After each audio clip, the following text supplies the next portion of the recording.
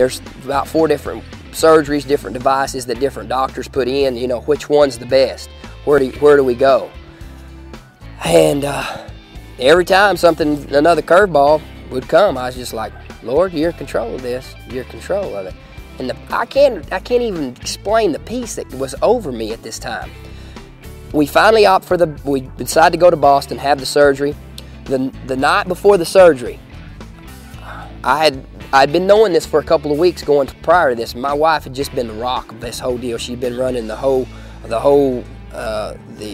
research, and everything funneled through her with my whole family. Every time anybody gave information or whatever, we just went through her, and I just kind of stayed out of it. I actually would go outside and water the grass or kill the grass.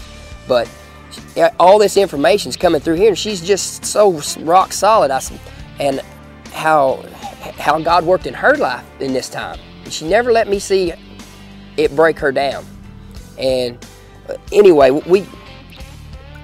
the night before the surgery, I'd been knowing this for a couple of weeks, and I'm like, you know, I've got to talk to her about this. And I told her, I said, I want to talk to you about something, baby. I said, and I said, don't get me wrong. I said, I don't believe it's the Lord's will for me to go on. I think that I'm going to come through this, and everything's going to be great, and we'll come through this, and years later we'll be talking about it still. But I said, if something were to happen, and it is my time to go on and be with the Lord, and I'm not going to be here for you and my son to be. Now, that was the part that took me some hard to deal with, because my life, these 32 years I've spent, I felt like I've always tried to, it was for youth. I love kids. I had schools, clinics, ball games, coaching on kids all the time. And I thought to myself, you know, this could possibly be the biggest tragedy most tragic scenario I can draw up.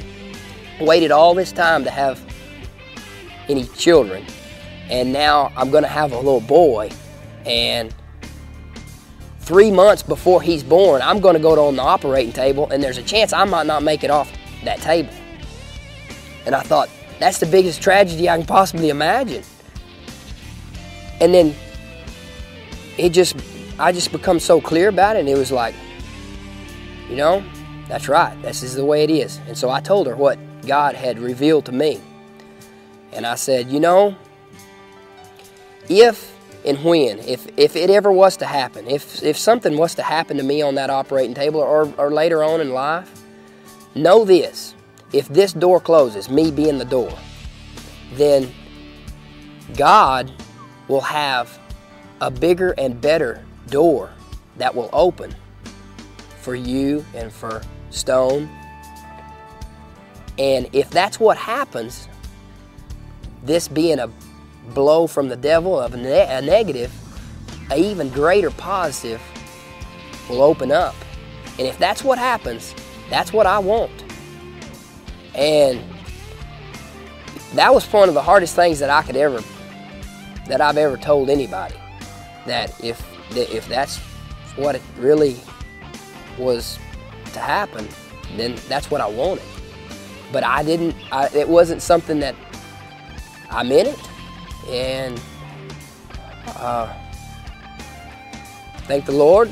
I had the surgery, everything came out, and and I look back in my life and I think, you know, I was never picked all the ways that the Lord has used to work in my life with 96, all the loss, the car wreck. I would never pick that. In 02, the stroke, the surgery, never would have picked all those things. And the way it all panned out. And you look back in your life and you think, I would have chosen some other way for the Lord to have matured me. But you know what? It always works this way every time. I'm like, you know, Lord, you know, you're so omnipotent. You're so great that you can, that what I've been able to retain and being able to experience and see through all those things, I'd never take for that. All those other, I'm 35 now, all those other 33 years that I've lived and I thought things was good, they haven't been anything like those periods in my life about how I've seen God's love. I've been down on my face. I have cried out to God. And, you know, after that was over with, I've kind of joked about it. I'm like, you know, I always wondered whenever I was young, I'm like, you know, what will my testimony be? You know, what will I do with my life? And after I had the heart surgery, I kind of joked and laughed with God. I was like, you know, God, I'm pretty pleased with my testimony now. You can. Let's just tell this story for a while. Let's. I'm not really necessarily want to jump out there and get another chapter on this deal of the negatives, but you know, I know God has been so great in my life, and how He has blessed me, and how He's always been there for me.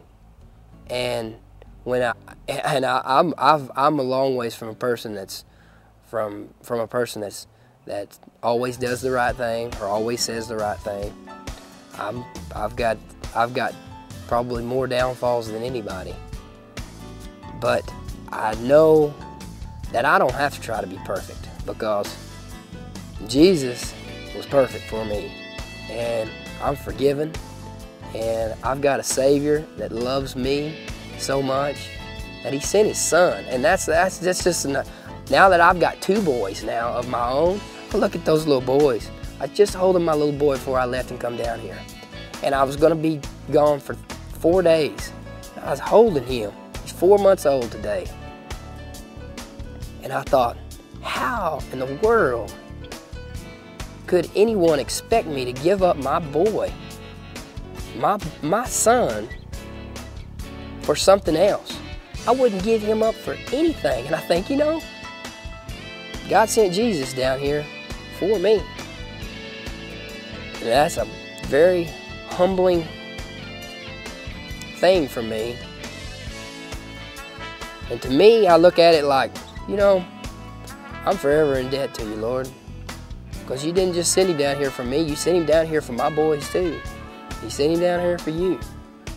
But the single most important decision we'll ever make in our life is to choose Jesus as your Savior.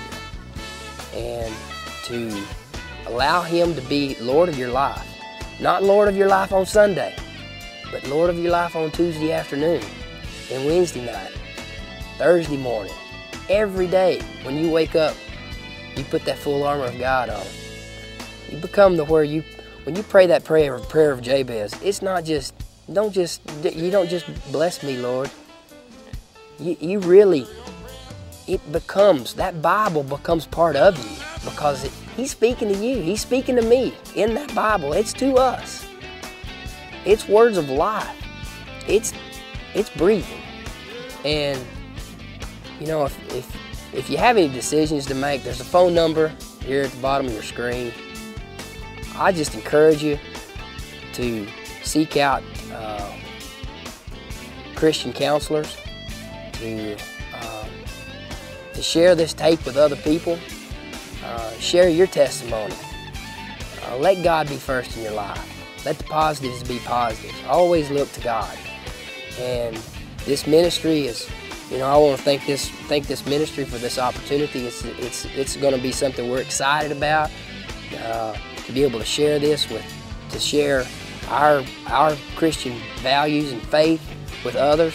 And I just thank you for your time, and most of all, I just thank the Lord for this opportunity.